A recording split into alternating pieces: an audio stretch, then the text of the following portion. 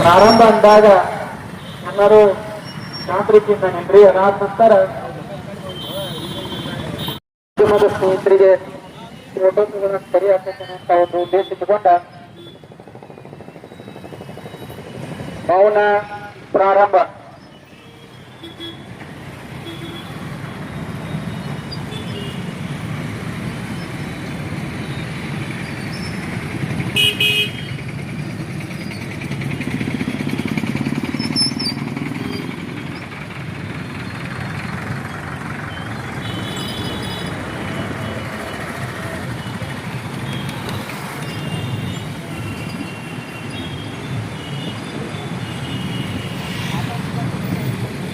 ಮೌನ ಮುಕ್ತಾಯ. ಎಲ್ಲರೂ ಇಲ್ಲೇ ಕುಂಡ್ರಿ. ಕಾರ್ಯಕರ್ತರಿಗೆ ಪದಾಧಿಕಾರಿಗಳಿಗೆ ನಮಸ್ಕರಿಸುತ್ತಾ ಇವತ್ತಿನ ದಿನ ಈ ಕಾರ್ಯಕ್ರಮದ ಉದ್ದೇಶ ರೈತ ಹುತಾತ್ಮರ ದಿನ. ಎಷ್ಟೋ ರೈತರಿಗೆ ಗೊತ್ತಿಲ್ಲ ರೈತ ಹುತಾತ್ಮರ ದಿನ ಅಂತೇಳಿ ಈ ರಾಜ್ಯದಲ್ಲಿ ಇರ್ತಕ್ಕಂಥ ಎಲ್ಲಾ ಹೋರಾಟಗಾರರನ್ನು ಕೂಡ ಒಂದು ತೀರ್ಮಾನ ಮಾಡುವಂತ ಉದ್ದೇಶ ಜುಲೈ 21, 1980ರಲ್ಲಿ ಒಂದು ಬಂಡಾಯ. ಅದಕ್ಕಾಗಿ ಎಲ್ಲಾ ರೈತರಿಗೆ ಇವತ್ತು ಯಾಕೆ ಸಂಖ್ಯೆ ಕಮ್ಮಿ ಐತೆ ಅಂತಂದ್ರ ಎಲ್ಲಾ ಕಡೆಯಿಂದ ಕಾರ್ಯಕ್ರಮಗಳು ಸಾಲೋದು. ದೊಡ್ಡ ಮಟ್ಟದ ಕಾರ್ಯಕ್ರಮ ಅಥಣಿ ಭಾಗದ ಹಳ್ಳಿಯಾಳದಲ್ಲಿ ನಡೆಯುತ್ತೆ. ಅದಾದ ನಂತರ ನರಗುಂದ ಪ್ರತಿ ವರ್ಷ ನಡೀತೈತಿ. ಈಗ ನಮ್ಮ ಬಾಗಲಕೋಟೆ ಜಿಲ್ಲೆ ಒಳಗ ಬೀಳಿಗೆ ಒಳಗೆ ಐತಿ.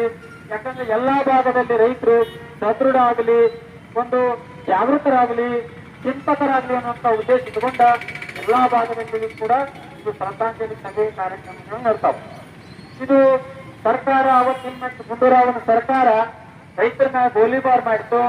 ಇನ್ನ ಏನು ಗೋಲಿಬಾರ್ ಮಾಡಿ ಮುಗಿತೇಳಿ ಆ ಗುಂಡೂರಾವನ ಸರ್ಕಾರ ಒಂದು ಅಹಂಲೆ.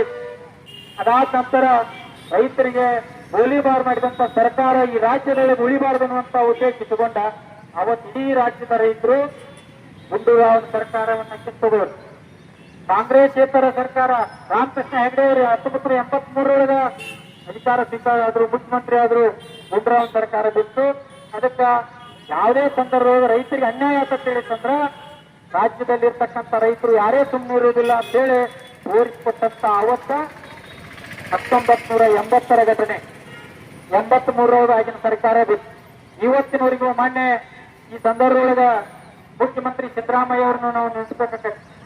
ಮೊನ್ನೆ ದಿನ ಭೂ ಸ್ವಾಧೀನ ಕ್ರಿಯೆಯನ್ನ ನಾವು ಜಮೀನನ್ನ ತಗೊಂಡು ತೀರ್ತೀವಿ ಅಂತೇಳಿ ಹೋರಾಟ ಚಳವಳಿ ನಡೆಸಿದರು. ಈಗ ಎಲ್ಲಾ ಹೋರಾಟಗಳು ಕೂಡ ಸುಮಾರು ದಿನ ಕಾರ್ಯಕ್ರಮಕ್ಕೆ ಆಗಮಿಸಿದ ಯಾವತ್ತೂ ನಮ್ಮ ಜಮಖಂಡಿ ತಾಲೂಕಿನ ರೈತ ಸಂಘದ ಮುಖಂಡರೇ, ಕಬ್ಬು ಬೆಳೆಗಾರ ಸಂಘದ ಮುಖಂಡರೇ, ಮಾಧ್ಯಮ ಮಿತ್ರರೇ, ಪೊಲೀಸ್ ಅಧಿಕಾರಿಗಳೇ,